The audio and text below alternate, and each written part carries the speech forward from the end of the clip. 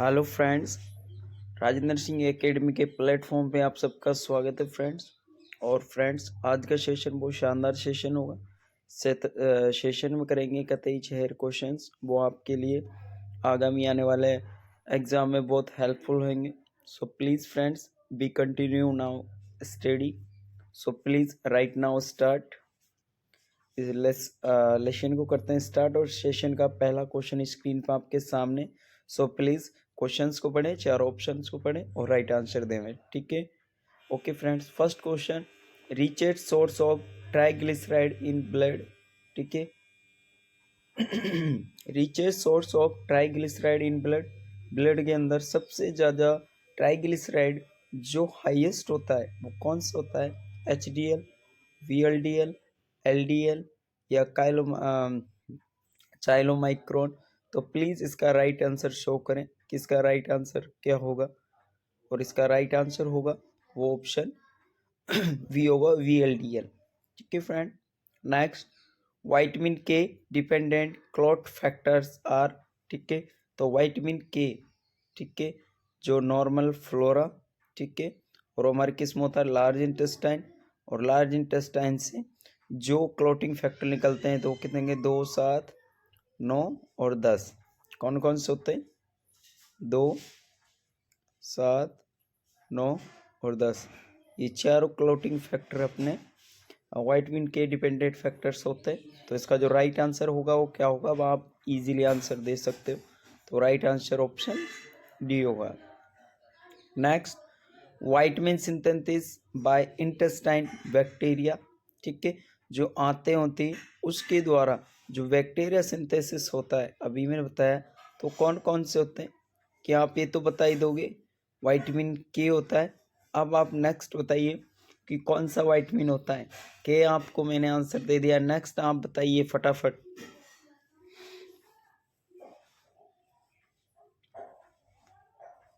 Vitamin A and ई या vitamin A and के and B, C and के। तो राइट आंसर क्या होगा? के एंड सी। ठीक है friend. Next, cobalt is found in. ठीक है, जो कोबाल्ट होता है वो किस में? क्या? आर्सिनिन, niacin, vitamin E, folic acid या वाइटामिन B12। ठीक है, तो cobalt also known is vitamin B12 cyanocobalamin. ठीक है, कोबालामिन और कोबाल्ट। ठीक है फ्रेंड, तो इसका जो राइट आंसर होगा वो क्या होगा? Option C is the right answer. Okay friends, चलते हैं नेक्स्ट और क्वेश्चन की ओर। Benedict's reagents will be reduce. Benedict reagent will be reduced by all following substance seen in urine।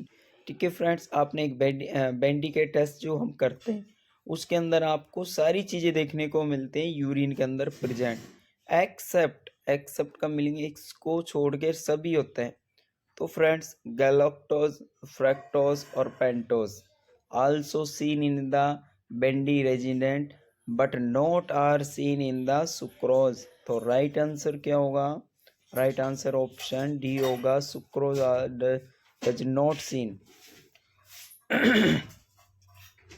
Normal urine contents all following except, सभी contents urine के अंदर होते हैं एक्सेप्ट एक को छोड़कर। तो प्लीज़ राइट आंसर शो करें। ठीक है फ्रेंड, एथियोसल्फेट, यस, क्रेटीन, बाइकार्बोनेट या ग्लूकोज। तो राइट आंसर शो करें। ठीक है फ्रेंड, तो राइट आंसर क्या होगा? Option D, glucose.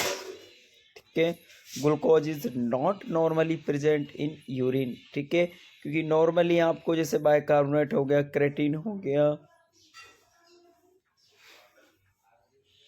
या एथिरोल सल्फेट हो, ये नॉर्मली दिख सकते हैं, पर ग्लूकोज नहीं दिखता, क्योंकि ग्लूकोज शुगर वाले पेशेंट को also seen in the diabetic mellitus patient को दिखता है, नॉर्मली आपको नहीं दिखता। नॉर्मली जो आपको यूरिन में देखने को मिलते हैं वो वाटर, यूरिया, नमक, pigments, also sodium, potassium chloride, bicarbonate, calcium, magnesium. ठीक है फ्रेंड्स, और urine pigments, urochromic, urobilin, uroerythrin, ये सभी हैं जो आपको देखने को मिलते हैं, but glucose not are involve in. ठीक है, क्वेश्चंस की लाइन को जरूर पढ़ना, क्या क्या आ रहा है क्वेश्चन में नॉर्मली, तो ये नॉर्मली ये सारे दिखते हैं। ठीक है, बट एक्सेप्ट ग्लूकोज नहीं दिखता। ये आपको कहाँ देखने को मिलेगा, तो ये आपको डायबिटिक मेलाइटिस में देखने को मिलेगा। ओके फ्रेंड्स, द माइक्रो, एक होता है मैक्रो और एक होता है माइक्रो। ठीक है, तो फ्रेंड्स यहाँ बात हो रही है micro mineral present in teeth. Teeth के अंदर जो माइक्रो मिनरल्स प्रेजेंट होता है वो क्या होता है, आयोडीन, कैल्शियम, फ्लोरीन या मैग्नीशियम। तो राइट आंसर क्या होगा, टीथ के हमारा क्या होता है फायदा, फ्लोरीन। ठीक है friends, synthesis of RNA take place. ठीक है, जो हमारा आर टेकन होता है जिसे हम ठीक है friend, synthesis of RNA take place, तो न्यूक्लियस, न्यूक्लियस, माइटोकॉन्ड्रिया, साइटोप्लाज्मा। तो राइट आंसर शो करे कि राइट आंसर क्या होगा, तो राइट आंसर न्यूक्लियस होगा। Alcohol is convert into methylol by, जो एल्कोहल होता है वो कन्वर्ट हो जाता है किस में, मेथिनॉल बाय।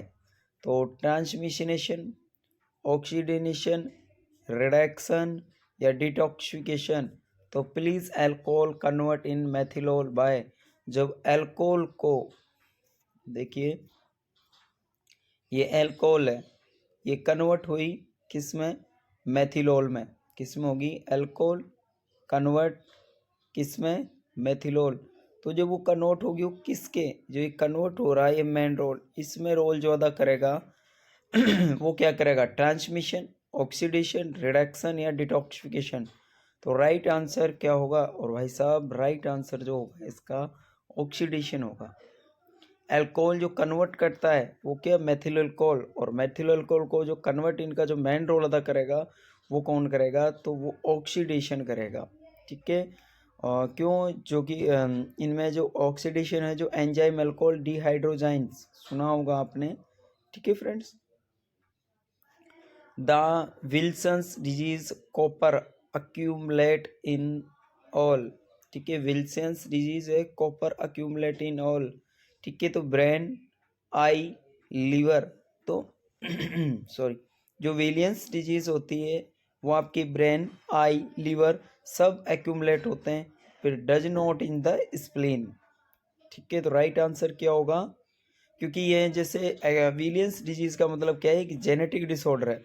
ठीक है, और ये जेनेटिक डिसऑर्डर है, इसमें क्या है, जो कॉपर है वो एक्यूमुलेट हो जाता है, कहाँ हो जाता है, इन द लीवर, ब्रेन और आई। ठीक है, ये क्या है, ये जेनेटिक डिसऑर्डर है, क्या है, जेनेटिक डिसऑर्डर है। और इनमें क्या होता है कि इनमें जो कॉपर होता है, कॉपर, ठीक है, निकल, कॉपर, तांबा, ठीक है, आपने सुने होंगे, मिनरल्स होते हैं। ठीक है, और उनका क्या हो जाना, एक्यूमुलेट हो जाना। एक्यूमुलेशन का मतलब होता है इकट्ठा हो जाना, और इकट्ठे कहाँ हो जाते हैं, ये हो सकते हैं ब्रेन के अंदर, हो सकते हैं आई के अंदर या लीवर के अंदर। ठीक है, spinning does not typical affected the Williams disease. Okay friend, next, cholesterol is synthesis from, जो कोलेस्ट्रॉल होता है वो किसके द्वारा सिंथेसिस होता है। ठीक है, none of these, maltase, oxalate या असाइल्ट को। तो राइट आंसर बताइए, राइट आंसर जो होगा इसका ऑप्शन ई होगा। Ketone body in urine are identified. ठीक है, जो कीटोन बॉडी होती हैं, ठीक है फ्रेंड, कीटोन बॉडी को आप किसके द्वारा आइडेंटिफाई करोगे, जो इस आप टेस्ट करोगे कीटोन बॉडी का वो किसके द्वारा करोगे, बेंडिकेट टेस्ट, तो हम ये शुगर के लिए करते हैं, ये तो आप हटा दीजिए, नन ऑफ दीज को हटा दीजिए, दो ऑप्शन तो यहाँ पे गए। ठीक है, अब बचते हैं ऑप्शन दो, बेनिजीन टेस्ट या रोदरी टेस्ट। तो फ्रेंड जो कीटोन बॉडीज के लिए हम टेस्ट करते हैं वो हमारा रोदरी टेस्ट होगा, रोदरी test.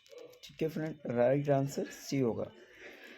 Thrust is stimulate bye, जो थ्रस्ट होती है, जो हमें प्यास लगती है, वो किसके द्वारा स्टिमुलेट होती है फ्रेंड, तो वो हमारा किसके द्वारा होता है, एड्रेनलिन के द्वारा, एलडीएल, डोपामिन इन तीनों के द्वारा नहीं होता है, ये होता है एंटी डायरोटिक हार्मोन, ठीक है, जो क्या होता है हाइपोथैलेमस इसमें मोस्ट इम्पोर्टेंट रोल अदा करता है, ठीक है, क्योंकि जितने भी खाना पीना, प्यास लगना,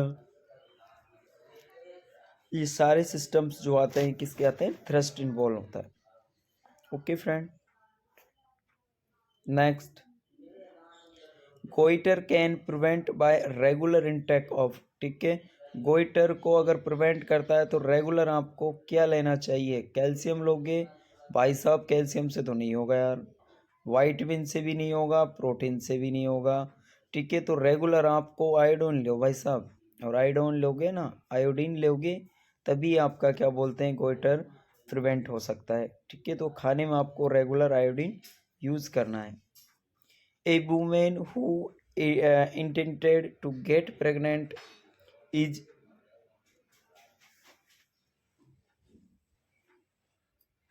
a woman intended to get pregnant is generally given supplementation। तो क्या आप उसको, एक प्रेग्नेंट लेडी है, आपको उसको सप्लीमेंटेड देना जर्नली, सामान्य जो आप देते हैं, तो क्या नियासिन दोगे, विटामिन सी, विटामिन के, तो भाई साहब ये तीनों तो बिल्कुल ही कतई खोटे आंसर होंगे, जो राइट आंसर होगा वो आपका फोलिक एसिड होगा। विच one of the following is not a body building food, जो नॉट ए बॉडी बिल्डिंग नहीं है वो कौन सा नहीं है, तो फ्रेंड्स ध्यान रखना, एग्स सबसे इम्पोर्टेंट, और फर्स्ट मीट और पल्सेस, ये हमारी तीनों ही बॉडी बिल्डिंग में रोल अदा करते हैं, but fruits are not in the body building food, ठीक है। Which one of the following is not a micronutrient, मैंने अभी बताया था आपको, दो तरह के न्यूट्रेंट होते हैं, माइक्रो और मैक्रो, ठीक है, मैक्रो में आपका क्या आता है, मैक्रो में आपका प्रोटीन, कार्बोहाइड्रेट, ठीक है, और माइक्रो न्यूट्रेंट में all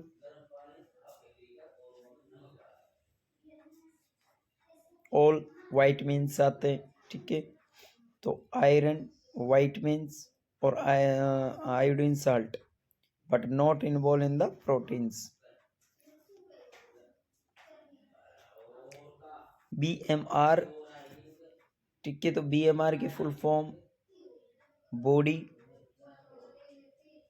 body metabolic rate, body metabolic rate, ठीक है, जो बॉडी की मेटाबॉलिक रेट होती है वो अफेक्टेड होती है कब, किसके द्वारा, तो genders, body temperature, body size, तो फ्रेंड्स इन तीनों के द्वारा ही हमारी जो BMR है वो अफेक्टेड होती है, जेंडर के द्वारा भी, बॉडी टेम्परेचर के द्वारा भी, और बॉडी साइज के द्वारा भी, ठीक है फ्रेंड।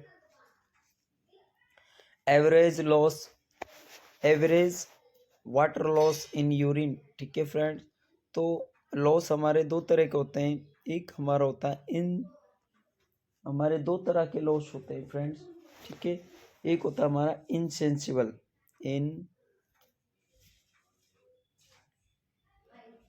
कौन सा होता है, इनसेंसिबल,